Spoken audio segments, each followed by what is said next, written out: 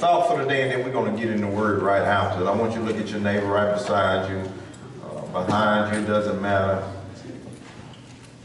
Just find your one, and we're just going to give them the word for the day, and this is just a thought. Let's take this with us as well. Now, once you find a neighbor, amen, I want you to look them directly in the eye. And I want you to tell them this on today. Tell them, neighbor, it's live well, or die happy. They give it? They're wonderful. Let's clarify that. Let's clarify that just for a minute. Tell them, neighbor, live well, and die happy. Amen. Last week it was be killed or kill. Today is live well and die happy. You may be seated. Amen. This is directly from God just this morning. I thank and praise God. I've been praying on what to give you all on today. And I'm so thankful of the Holy Spirit and how God loves His people so much. Amen. And most of all, how many know God has a love and a compassion, especially for the young people? Amen. And so, you know, let's just be in prayer for their generation. They're called Generation Y, or known as the millennials, and as well as they are the ones that are now that the future is dependent on. Amen.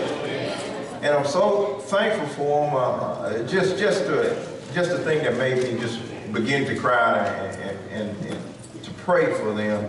I had experienced something just Thursday morning it was probably around about 3 o'clock that morning. I had arrived and I was getting ready to open up at the gym, and before I got to the door and I pulled in the parking lot, there were 2 guys that were standing there. I looked at an old car, was kind of beat up, and windows was dark and tinted, but the light was on in the car. So, you know, I felt like at that point, once they saw me, that they would leave. And so in the midst of it all, me riding by them, then I turned around and shined my light on them, and still they were over by the building. I didn't know at first what they were doing. But to go through that time of not just going ahead calling the police, I thought maybe they would just have sense enough to leave. But long story short, I ended up having to call the police, but by the time the police came, they were gone. What they were doing in the midst of it, probably I made it there at 3:30, so they had to be there before me. They were on somebody else's property, close by the building, at this man's grill and grilling food. I expressed that to the police, and you know what the police said? They said, I've seen many things, but that's something new on the list. And so I was wondering, why they didn't leave? You know, normally when someone is doing something that is not right, they will go ahead and just leave. But the reason why they couldn't leave is because they had the meat on the grill.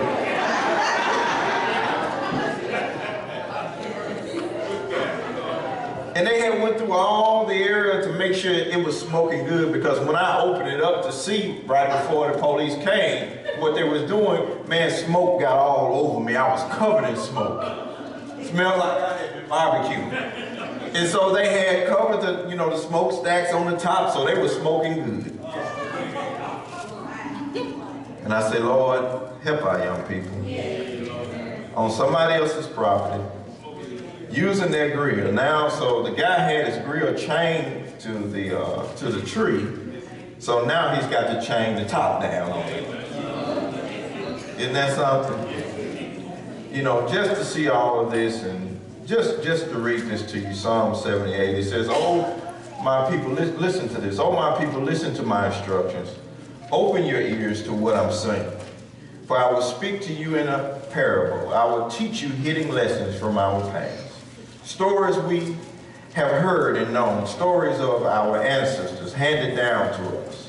We will not hide these truths from our children.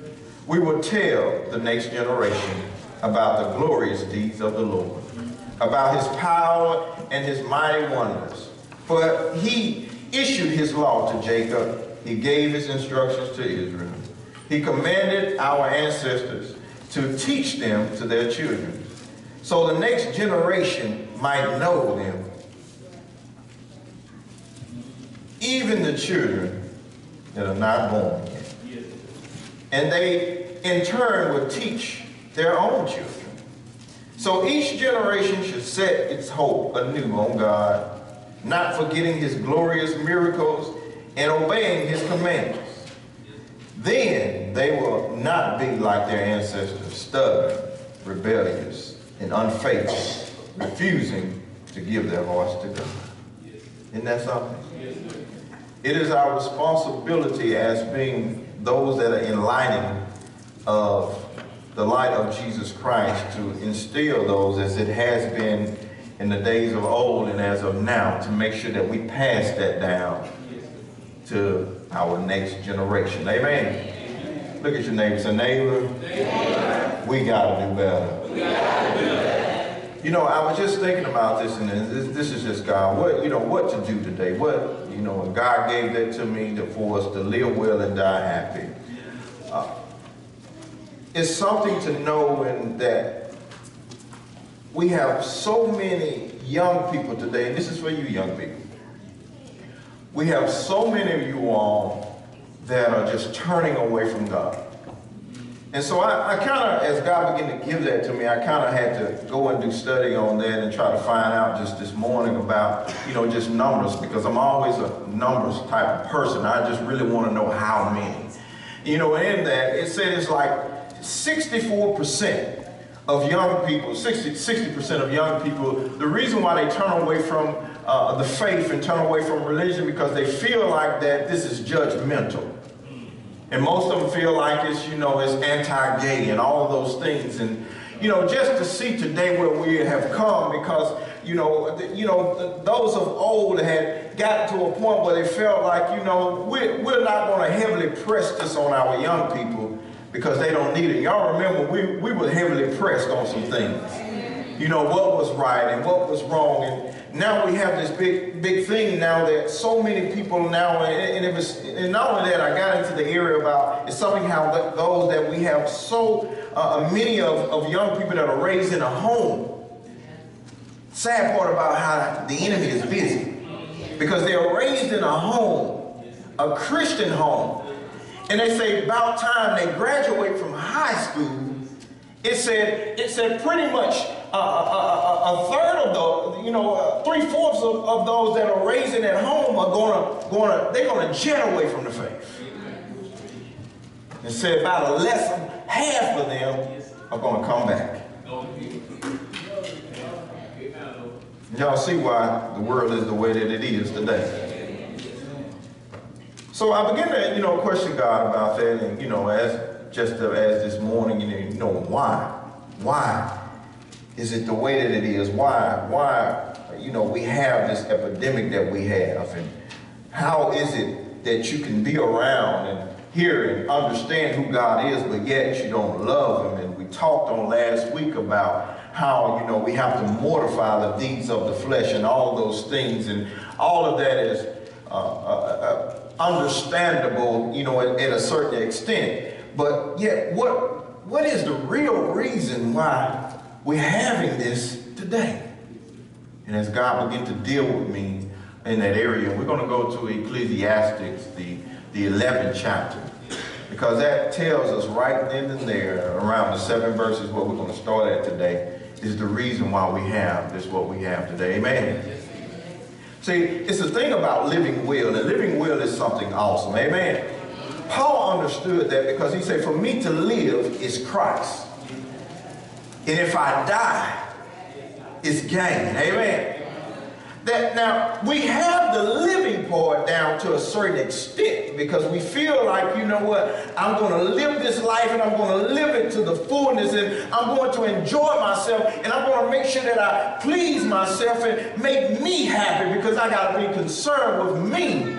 But in that whole area area of understanding about living and you're breathing and pleasing yourself, we don't come to the conclusion that at the end of your life, or maybe in the middle of your life, could be at the beginning of your life, that you're going to die. Amen. Look at your neighbor on today and tell them, neighbor, you may not know this, but just as you are breathing, one day, you're going to die. And you know, all of us have something in common right now, because none of us know. None of us know when. So I want to get this to you, and I see how the enemy is now deceiving, you know, so many of our young people, because we see in the days of old, they lived to die. That would put them in the area where they served God, because they knew, you know, just as much as there was breathing, that tomorrow could be different. And we fail to understand that. Some of us feel like we woke ourselves up this morning, and just what we did on yesterday, we're going to do it. How many know that's not guaranteed? Look at somebody and say, that's not promise. And I mean, you know, all of us, not just the young people on today, but all of us need to take account of that. Because I guarantee you the reason why we do the things that we do, or we're not as close as we need to be to God, is because we don't draw to that conclusion that today could be my day. That could be my day. I can stand right here and preach to you for a few minutes and my life is gone. And that's how the enemy has been deceiving so many people. Amen. Do y'all believe that? Hebrews talks about that. The 9th chapter let us know and how it's for a man to, you know, as he's appointed to die once, but you know, after that comes judgment. See, you know, this life that you have is the only life that you're going to have here. But how many know once you die, it's only the beginning? Look at somebody and point to them. I want you to point your finger to them and tell them, neighbor, don't you die without the Lord. Don't you die without the Lord. Amen? And so this state has put especially this newer generation in the area where that they only live in the moment, the now. You know, this is what I'm worried about now. It's kind of different from us, and you know, I began to do a research and study on that, you know, a time back, and it talked about the baby boomers. Y'all remember the baby boomers? Amen. We have some of them in here. Some kind of high, you know. But the baby boomers were the ones that, you know, they were raised different. Because their parents instilled in them that, you know what, in order to have something out of life, for one thing, it's going to take faith and it's going to take hard work. They said that what you get is because you work for it. Nobody's going to give you anything. Isn't that something? Then they begin to have that next generation, which is me on today, Generation X. Well, we were taught to work hard, but yet we had that the baby boomers where they was in that area where they started, you know, kind of easing us through life and didn't make it as hard. They pulled back, but they still made it hard, but not as hard. Amen. They said, well, you know what, instead of you having one pair of shoes, we're going to give you two. That's right. Maybe 3. But you better not mess them up. You better not get them dirty. And so we grew up as a sense that we know what, you got to work and you got to work hard. But we developed the thing in the area where we're not going to spend the rest of our life just working. We're going to enjoy ourselves some. And so as the baby boomers, all they knew was just work, work, work, work, work, work. Generation X came along, we knew it was work, work, but I got the, it's Miller time now. Y'all, don't act like you don't know that. I got to enjoy myself. But things change. When we begin to think that how we were raised was just so tough. And so now we got to take it a little easy on them. You know, where did we get that where we thought that it'll make them a little too hard or it'll run them away? And some of them, I'm here to let you know, they need to be ran away. And so here comes now millennials. Now they are a totally different breed. They live in the moment. Well, the Generation X thought about it, if I do this, this could happen. Whereas now it's, I'm going to do this and I'll worry about it later on. Or as they say, I'll cross that bridge when I get there. And so it put them into an area where, you know, that we now have so many young people today, they're depressed. Depressed. You know, we didn't even have time to get depressed. And the reason why you can tell that because here it is, they're 12 and 10 and 9, 13, 16 and 17, you know, or even younger than that. They'll walk in and say, oh, I'm bored. Do y'all remember when we were that age, we wasn't bored. It just, if we could get away from working, we'll play all day.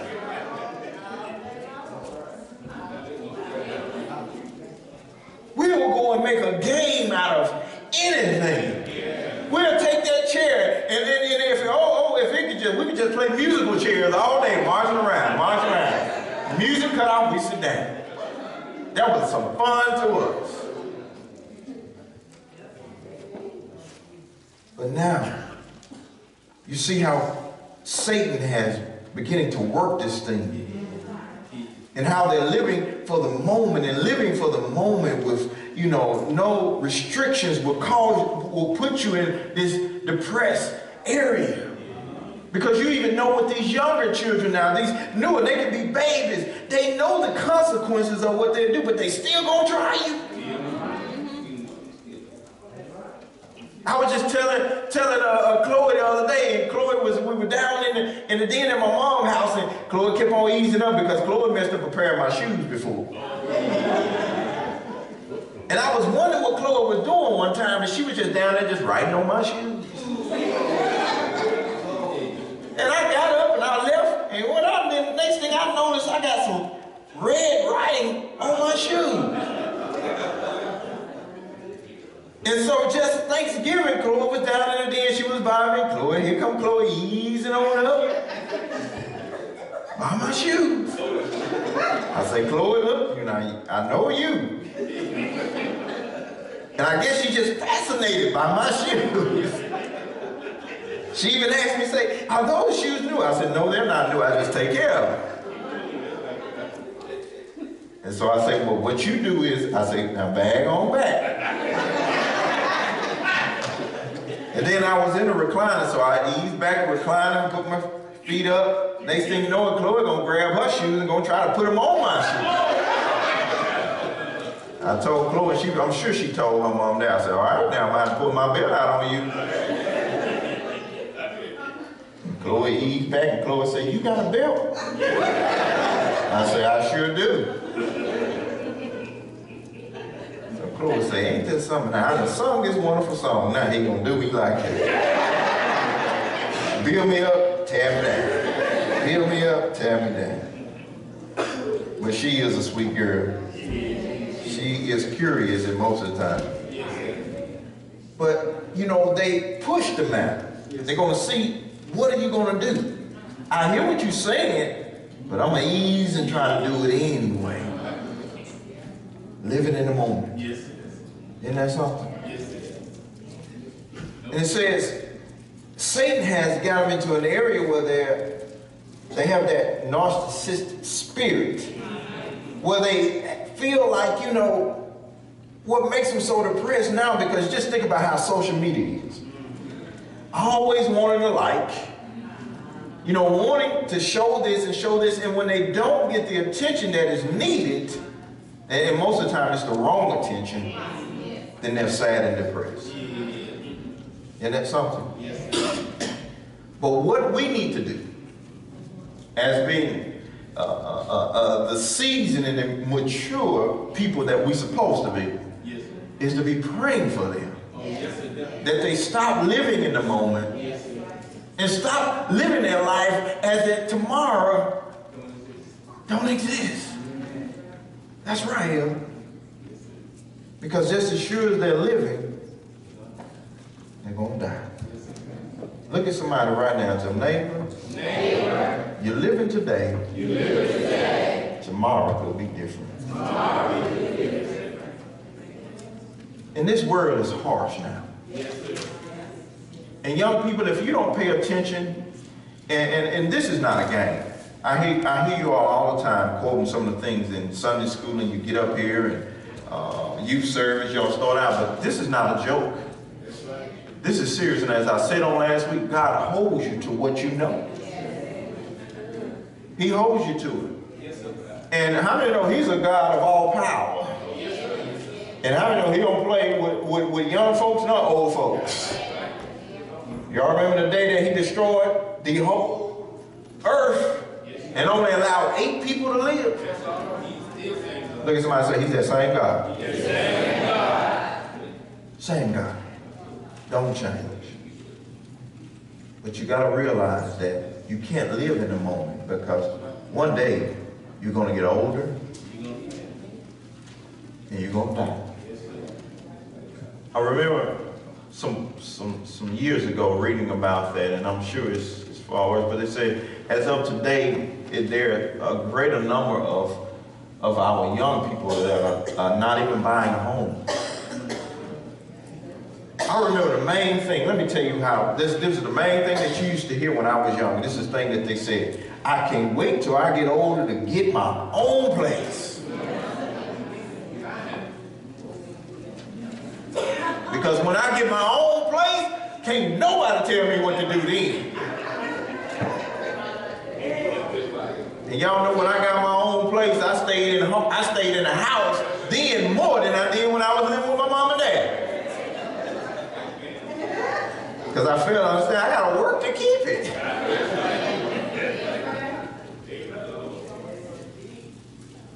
But it's different now. We got to pray that number change. Sad for you to live in a home of Christianity, and as soon as you get on your own, you bail. And you may not come back. Let's pray for them, amen. Let's pray that they don't have that mindset and just to talk, but don't want to live it, amen. Let's pray for our old as well, amen. That we need to realize that life is short. Amen. And we have to realize that tomorrow is not promised. Y'all believe that? We have to live in that area. I was reminded of our brother and how he said, and I marked it just a few minutes ago, and he said this, which was so great. Amen. He told us this in 2 Timothy, the 4th chapter, the 7th verse. This is what we should say at the end. If we do live, amen, a full life, then that's because we're dedicated to God. But our brother said that he said, I have fought the good fight of faith. Isn't that something? That means that I have been through some things. I have been up against some things, but depression didn't take over me.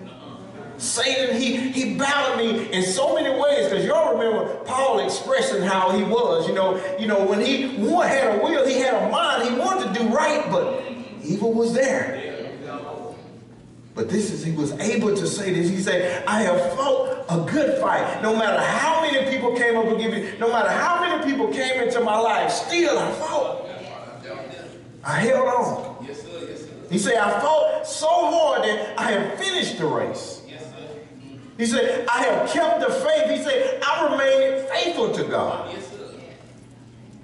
And so this is what we all should be living, amen. So that at the end we can die well. When he said, final, there is laid up for me the crown of righteousness. Oh, yes, sir. He says, which the Lord, which the Lord, the righteous judge, will give me on that day. Yes, sir. And how many know that day is coming? Oh, yes, sir. And not to me only, but also, not just for just one person. How many know God didn't make just one crown? He made many. He said, and not just to me only, but also to all who have loved his appearing. Isn't that so? So, in Ecclesiastes, let's see what it's saying real quickly. I kind of got off path, but I wanted you to hear that. That it's for us to live well. Because if we live well, we're going to die happy. You got to understand that just as you're living, you're going to die tomorrow. It's not promised to any of us. But you want to be the one to be like Paul, that at the end, that you're happy. I remember coming in and in front of the family when Mother Ruth passed. And yet more so than sadness, I was overjoyed. Because I knew the expression on her face. I knew the life that she lived. It wasn't the fact that I heard about it, but I saw it. That at the end, she made sure whatever bumpy road that she was on, whatever, course that she maybe got on that wasn't the course that God had for her, she got on the right course and she got it right. So I said, it would be no need for me to be upset. She died happy. How many can say that for us today? There are going to be so many people dying depressed. And if you're depressed, that means a lack of faith. Lack of faith means no God. No God, that means hell bound. Look at somebody say, don't let that be you. Don't let that be you. Ecclesiastes 11 chapter, the 7th verse. Let's just run through these real quickly and see what it's saying. We're gonna continue this out as well, but into the next week or the next following week. Ecclesiastes 11 chapter, the 7th verse. Everybody ever say hallelujah? Are y'all with me? Y'all going to sleep on me? Amen. Those that are out now, we're going to have to tell them that y'all can represent. They couldn't represent while y'all was gone. Glad you're back. But it says, truly, the light is sweet. Somebody said the light is sweet. The light is sweet. It was letting us know that truly life is good. This is not a commercial, that puts it out there and advertises and tell you that life is good. But, that's within all of us to know that life is good. Life is sweet, amen. And how many know you can have some good times in life? Amen. But it says it's better for a good man because in that a good man understands that life is good because he prepares for death. That's what makes it so awesome. That's why people are happy that they're in God when it seems like they shouldn't be happy because they know that just another day I have to get prepared for Christ's return. But either when I die, I can die happy because I know that I fought a good fight. Amen. I finished the race. So life is good, but how many know that? But for that person, a bad man, it's only good right now because I understand that God will give me being a good man and a man that loves God. I know God is going to give me glory now and glory after this life. But a bad man only is going to enjoy just a moment. The few little years that they have, that's all they're going to get. Amen. And it says, truly, the light, which means life, is sweet. It says, and it is pleasant for the eyes to behold the sun. I mean, no, it's nothing like a sunny day. I don't care if you're a bad man, but on a sunny day, it'll make a bad man feel good. Because I remember being bad. And when the sun came out, oh man, you know what, it made you happy. You washing your car, you getting ready to get in your sin. Music sound better. You getting ready to set up for it. Because it's sunny. Nothing like good sunshine in your life. He said it's pleasant for the eyes to behold sun. It says, but if a man lives many years, if you happen to live many years, whether it's 15 or whether it's 18 or 20 or more, it says, but if you live many years, it says, and rejoice in them all. Amen. Because just another day, as the song says, that the Lord has what? Has kept me. Y'all remember that song? Some of the young folks don't know nothing about that. Just another day.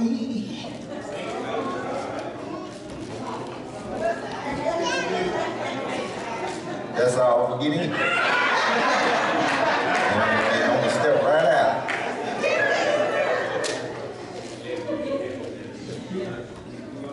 But you understand this because you've escaped dangers. Yes, amen. Yes, how many have been down that road? Accidents, all those things, and you receive mercy. And so it says, if you have lived many years, then you need to rejoice. That's why I was saying Mrs. Cheney shouldn't have to tell us to praise Him. That should be normal for us. Amen. Come in here and all can't clap my hands, all just looking down, looking at my nails and all this, and thinking about what's going on. That means you don't appreciate what God has done for you. Amen. But you getting the horse up in here, amen, like Minister Proctor is, you appreciate him. Because he's been good. This is, yet let him remember the days of darkness. He said, you need to be happy. But you need to have an understanding that life is good. Because God blessed us with it. He created us. Let us make man in our image. And so that's when we were blessed from that point. So every day should be a good day. Whether you're going through something, amen.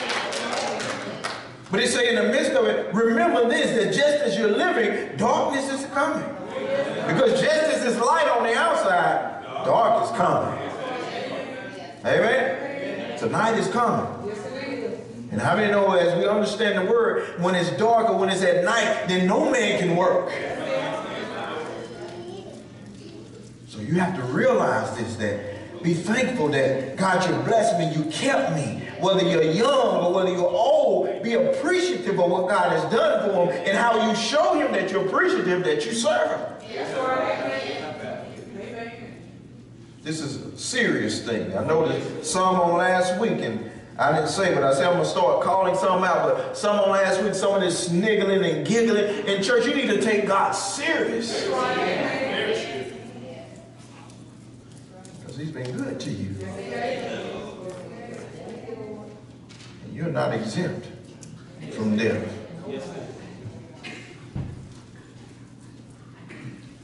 But death is coming. He said, for there will be many. Isn't that something? Whether you realize it or not, you're going to spend many of your days. If you die before Christ's return, and whenever that may be, you're going to spend most of your time in the ground, dead than living. Many have. Now, it says for this, it says, well, there will be many, so there will be many lying in the ground. So the best thing for you to do is stop investing in your life and start investing in your death. Most people, that's what we're doing. We're trying to invest in what I want and what I need and what I got to have. But what you need to be investing on is when you die, what's going to happen then. Because I guarantee y'all what you got to have and what you need not going to mean anything. And you won't be able to do nothing with it. Amen. What can you do with a good-looking man when you dead? A good-looking woman. Nice car. Nice home. You can't do nothing with it, can you? Now you can put in your will or whatever you have for Pastor Fleming or whoever it may be to go ahead and bury you in that car, but it still won't do nothing for you. Most expensive casket. You can ask Minister Bell, he can take you through it and tell you about some of those things. People, you know, being buried in gold caskets and all those things. What is that going to do? Like you going to be in the ground and folks going to be saying, oh, you blinking today. Oh man, you out for the gold casket.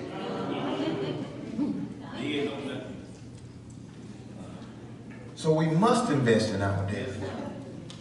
He said, because all that of life and all, you know, those years that you have and the things that you do, he said, all that is coming is vanity.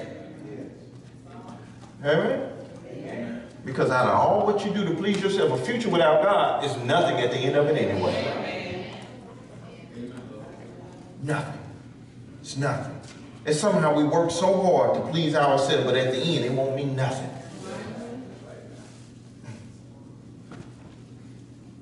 Says this in his will. He said, what you have to do is rejoice, O young man, in your youth. I like how this saying because it kind of gives you an area and sets you up. Saying, while you young, be young. Y'all remember that? When people used to say, oh, you young. And it used to brighten older people up because, oh, they get to think, oh, I remember when I was young. Woo! Stories I can tell you. Things that I've done. But it's telling you while you're young, rejoice. And you enjoy life while you're young. That's what you should do, but it's how you enjoy life what's important. Amen? Enjoy, but what he was saying, enjoy the satisfaction that life gives you. Enjoy true satisfaction, but the only way you can do that, enjoy it in the Lord. Use faith. God has extended it to you because I read what Psalm said. It's for us that are older to teach it, pass it down to the generation. So it's for you that are younger to take that word and do something with it. Live life off of it. I remember me and my wife, you know, and we thought that this, and when we got married, and then right after we got married, because we were young, she was 21, I was 20. When we got married. And so, but yet, we had lived, it seemed like a lifetime of things that we did, you know, was just, you know, we was to that point then, you know what, and I was tired. That's why I said, well, Lord, show me who my wife is, because, you know, all this stuff I've been doing, I'm tired of it. But I remember that time that when God saved her, and then God turned around and saved me. And so we were so used to it, we got to the point where I had put away my partners. God started changing me. And so my drinking buddies, I stopped drinking with them, so me and her was drinking together. And so we'd sit up there and we just get tore up together. But I remember when God saved us, that was to that point, and that somehow the enemy had us, because that's the thing that we didn't understand. We said, now, once God saved us, what are we going to do? How are we going to enjoy ourselves? Because we won't be drinking. We won't drink no more. And oh man, now, we have the best time. And I'm telling you, I've been drunk, I've been high, I've been all those things, but the best time is right now. And so if somehow Satan would set you up and make you feel like you're missing out on something, and you need this and you need that, but once you really get an understanding who God is and wrap your arms around him, you be like, man, I should have been here before. The best feeling in the world. But see, he don't tell you that. And you know, and a lot of it, as I speak this, a lot of the things we did, because some people say, well, you know what, you was young and you did this. Yes, I was, but I did not have the teaching. I didn't have the teaching. the understanding about it, what it was, because, things that I went by my understanding, what I saw, I saw preachers say one thing, do another. Amen. All cool and it just was sad but yet no understanding. But I guarantee you, if I could change that, I'll change it. And boy, we'd have been far better shape today.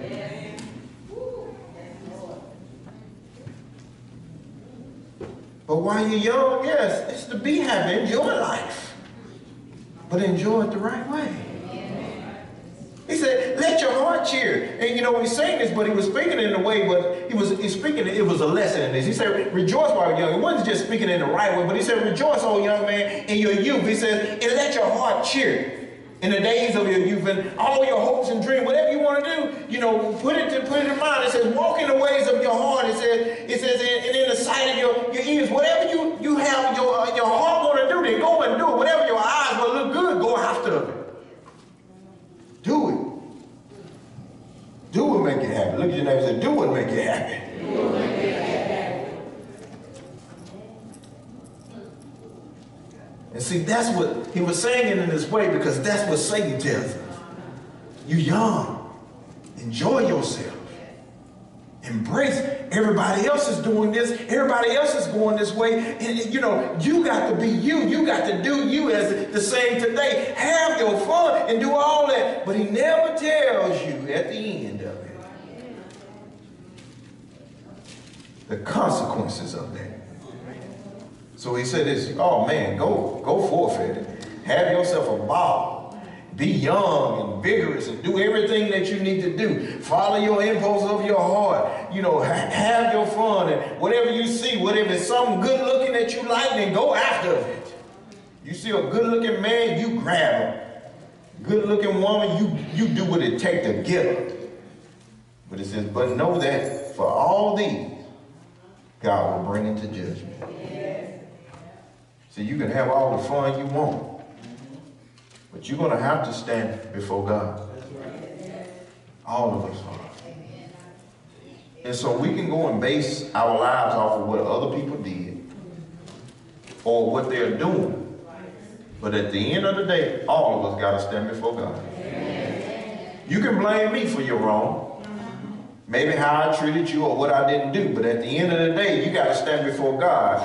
And when you tell him that it was pastor's fault, do you think he's going to say, oh, okay, I'm sorry. Okay, you can, oh, that's okay. You can go to heaven.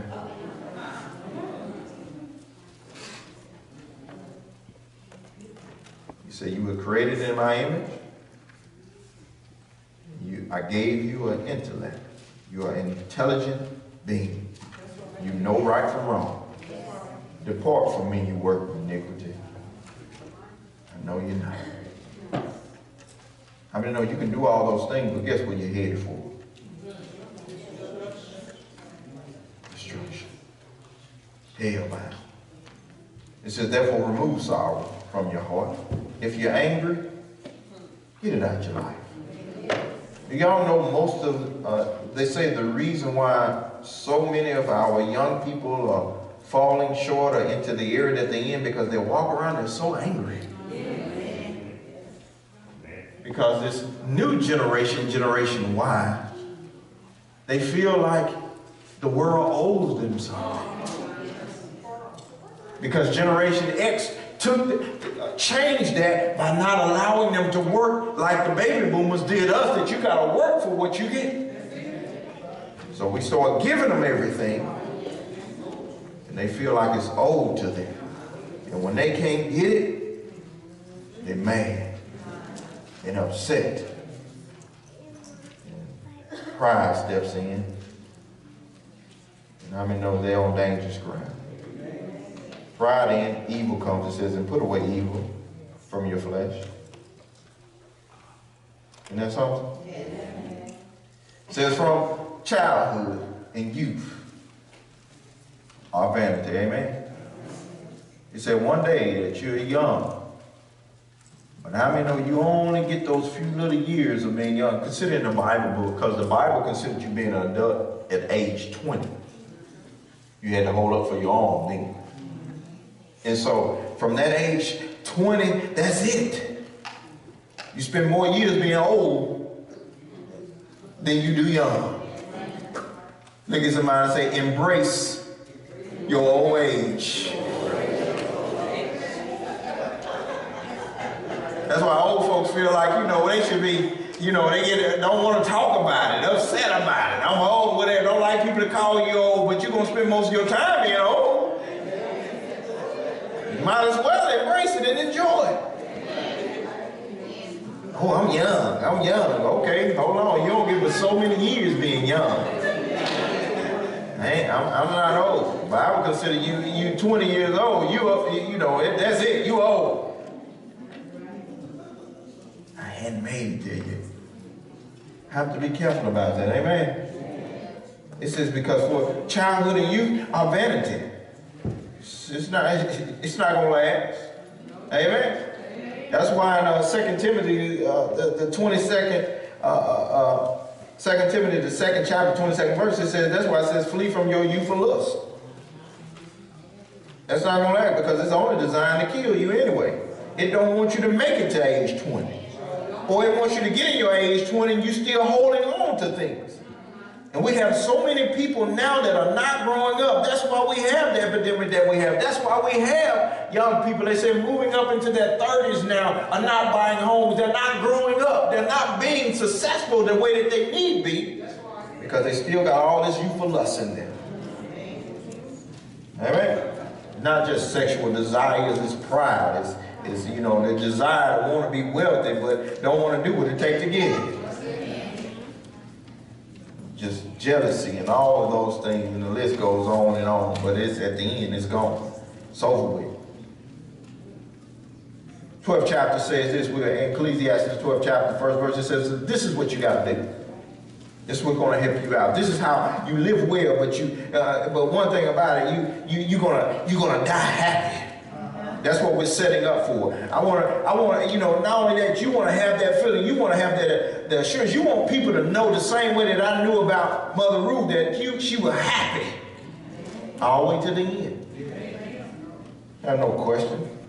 Am I going to hell? It says, remember now your Creator in the days of your youth. Now get serious about it. Honor him, respect him while you have a chance. He said, because if you don't do it, it's going to become difficult. Ask some of these people, because we got some people in their 30s now, some in their late 20s now. It's hard for them to come to God because they refuse to remember him. They refuse to honor him, and that's why right now it's so hard for them to come back to God.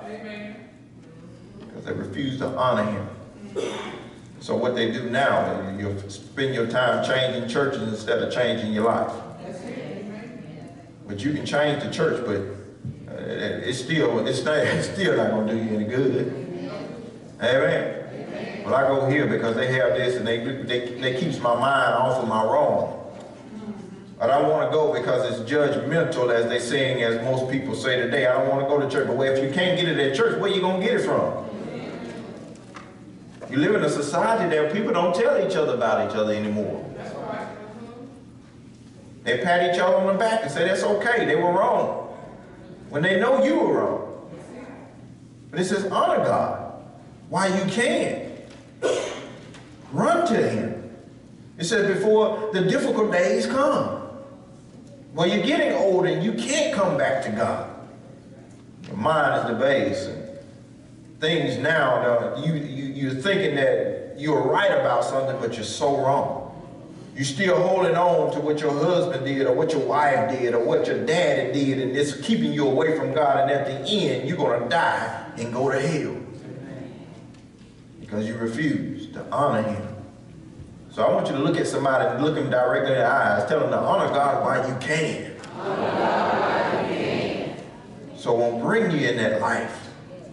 That question that you have deep down on the inside. Yeah, you going to church. Yeah, you change it. You may be in a place, but still deep down on the inside, we know ourselves. And you can fool yourself if you want to.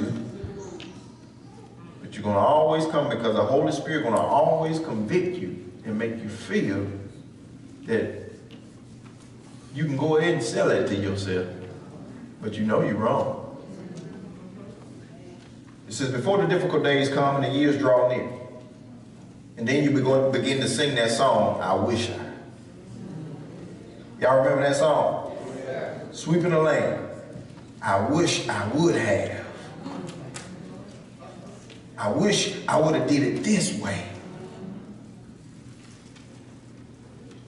He says, I have no pleasure in them.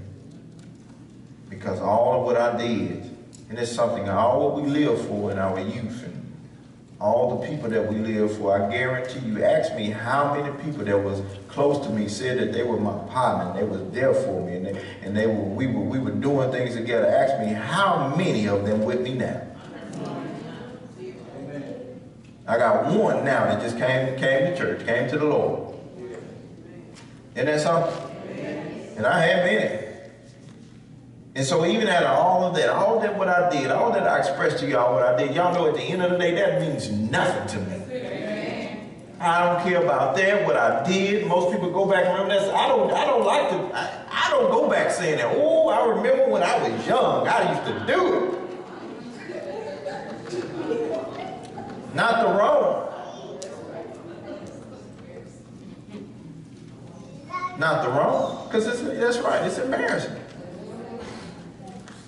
Maybe we'll talk about how maybe we like to be clean and groom ourselves, wear nice clothes, or maybe have a nice car. Then we live in a society that don't care about those things. Isn't that something? I remember the days that a young lady, if you didn't have a nice looking ride or a clean ride or a clean yourself, they wouldn't even study you. To hear a brother in the barbershop come in, the guy had to spray the seat down because it was so smelly. He said, man, how? And brought in a young lady in there, nice looking young lady, to say this. He said, man, how you smell like this? Oh, they don't care about that.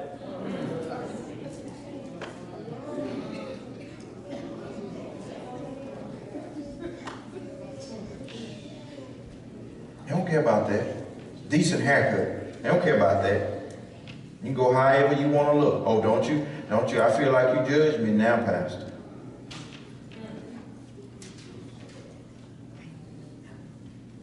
But you know, if someone is trying to look decent, they're trying to be somebody.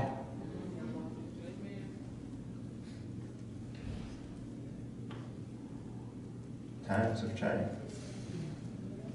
He said, but remember, all that you're doing now, when you get old, that ain't gonna mean nothing to you if you live to see.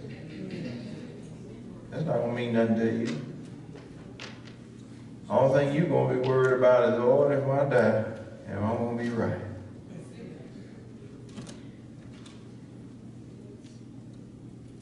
Says this should bother you. He says, because there coming a day that while the sun and the light, the moon and the stars, he said, things are going to change. That you see now is so bright. It's going to be the least of your worry about your partners or what everybody else is doing. You're going to be worried about, I need to see. Where my glasses at? I can't find my glasses. You see my glasses? Let me put on my glasses so I can read this.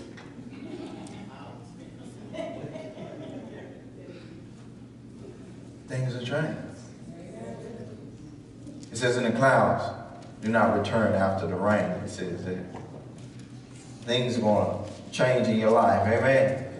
You're going to start having one pain after another. That's what's going to happen. So you live while you're young, but how did you live? Because you're going to get old. Niggas somebody say, you going to get old. Tell them, oh, you going to get old. Living like you're not going to get old. Okay? It's going to see when you get old, can you do the stank leg?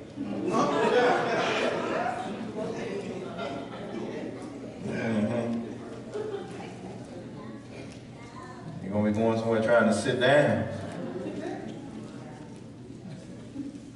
It says in the day when the keeper of the house tremble.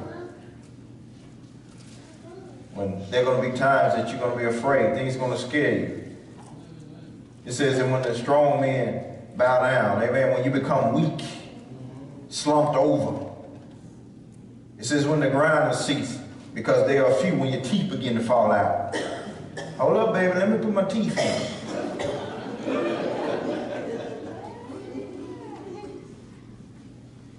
See, things are different then. And I find a lot of people, when you go to nursing homes and you go to hospitals, and a lot of the older people, how they're just in such a depressed state and sad, because a lot of that is because of how they lived when they were young. You don't want to be that way. You know, one thing I can always say about Brother Harris, how when I went around him, instead of, you know, even in his condition, he still made you happy. It's like he wasn't even sick. He was still talking about how good. He reminded me of Paul, how he's just talking about how good God is. You leave him being encouraged. You come to encourage him, you leave there encouraged. But you have those that didn't spend the time with God, and oh man, I did everything. I did whatever I could do and how I wanted to do it. And you see them now in the nursing homes, they're in the hospital, looking sad and depressed. Our heart goes out for them, but a lot of that is because of how they live. You're going to get old. And boy, God knows how to wait. Is at times, some people say, if I could just only die, God knows how to wait to slow you down and put you in that area. Now, you're going to think about all of that you did. And I know some right now, I know some personally that still, that they didn't do what they needed to do when they were young, and they're old now, and they're still just as mean and hateful.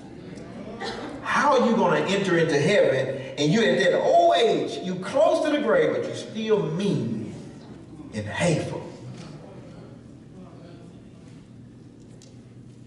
Remember your Creator while you're young, while you have the chance, while your teeth is in your mouth. Amen? Look at your neighbor's a neighbor. While your teeth is in your mouth.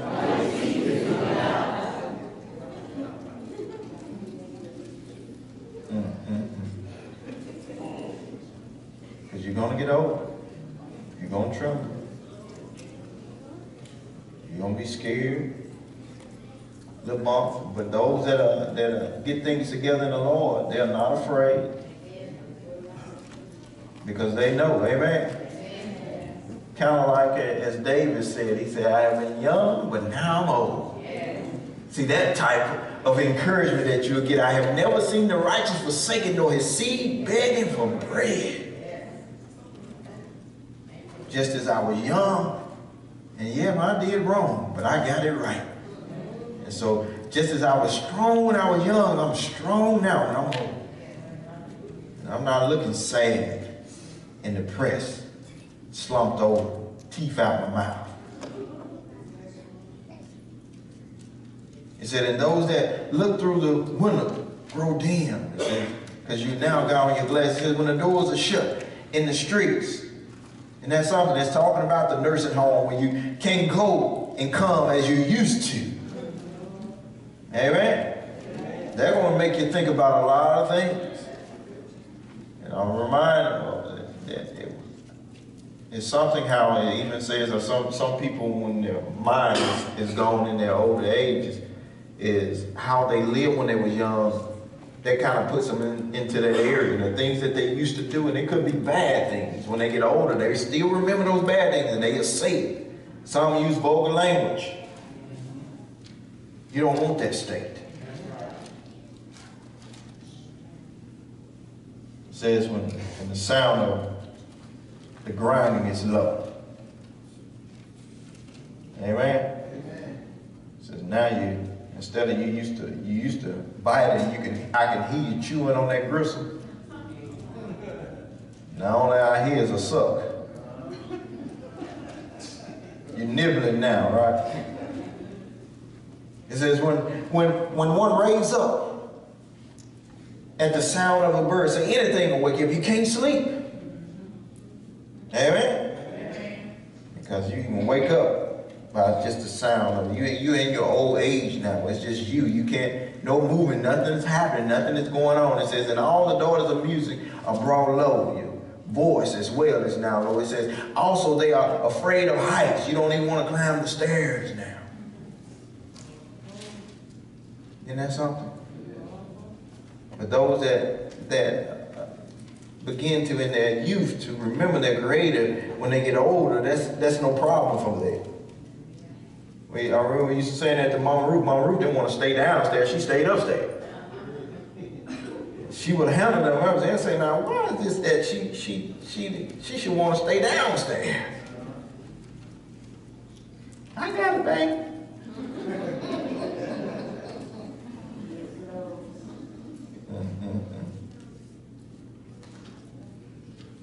It says in the terror, in the way as well. And when the almond tree blossoms, your hair is white. The grasshopper is a burden, and the desire fails. It's talking about how the grasshopper, how it comes down when it comes to food. Even you don't even want to eat anymore. Appetite is gone. It says, for man goes to his eternal home. Amen. It says, death is on its way, and the mourners go about the streets. It says, when you get down there, it says, remember your Creator before the silver cord is loose. Amen. Yeah. Kind of talking about when things change, your brains change, dementia sets in. You need to make sure that before that area, you've got things together. You got to start young. Amen. Talking about before your soul separates from that body, you need to make sure that you have it together. Or it says, oh, the golden bowels is broken. Things are not working. Your brain is not working. You're not getting the oxygen. Your body's not getting what it needs. Things are not moving the way it needs to be. Or the pit shatters at the fountain. Or the wheel is broken at the well. Then dust will return to the earth as it was. And the spirit will return to God who gave it. But you did it your way. But that's the time for him to do it his way. Just a reminder, the 8th verse as it closes, it says, vanity of vanity, says the preacher. All is vanity. I want you to look at somebody right now and tell them, neighbor, while you can, serve him. Serve him. See, if you take the chance right now to live well and do it his way, as Paul said, for me to live is, I'm going to obey God. So when I die, I'm still in a good situation. That's what it's telling you on today. Young people, it's time now to pick up this banner and carry it like never before. You all are up against so much in life, and if you don't take the opportunity right now to do what it takes, then it's going to be sad. Amen? Just to share this with you, in the next 30 minutes, I got this and I had to want to, a few minutes ago before I came out, it says, in the next 30 minutes, it says at least 29 young people will attempt to commit suicide. It says 57 young people will run away from home in the next 30 minutes. It says 14 teenager girls will give birth out of wedlock in the next 30 minutes. 22 girls will get abortion in the next 30 minutes. It says 686 young people within the next 30 minutes will take illegal drugs. Isn't that something? And we see that a lot of that is going on.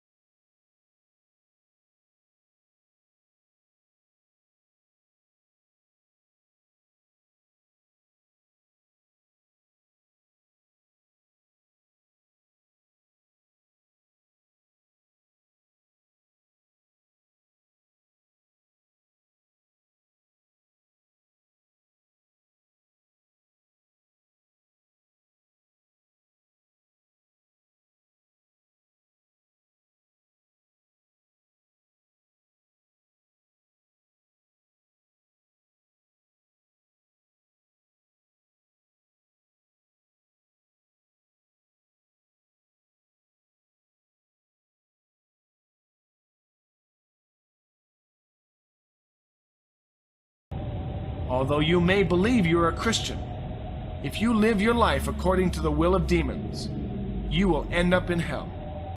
And the demons were slicing their lips, as one might slice vegetables or meat.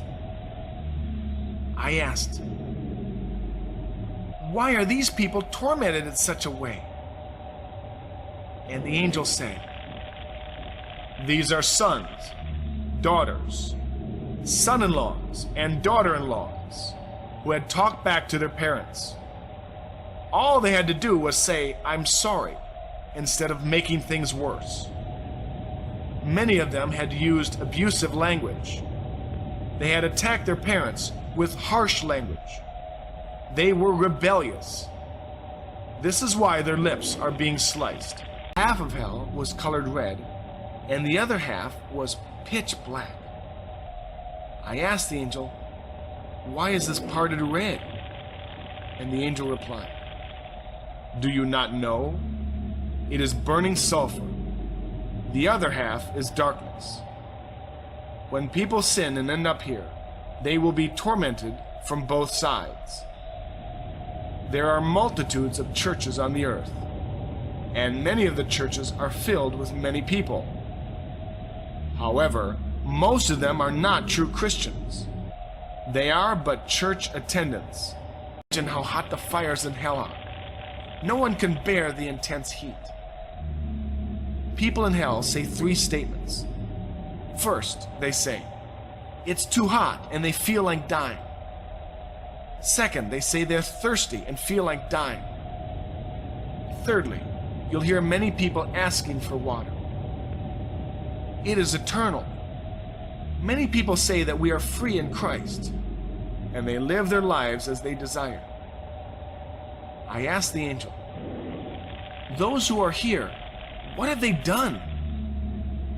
And the angel answered, "The first group is unbelievers.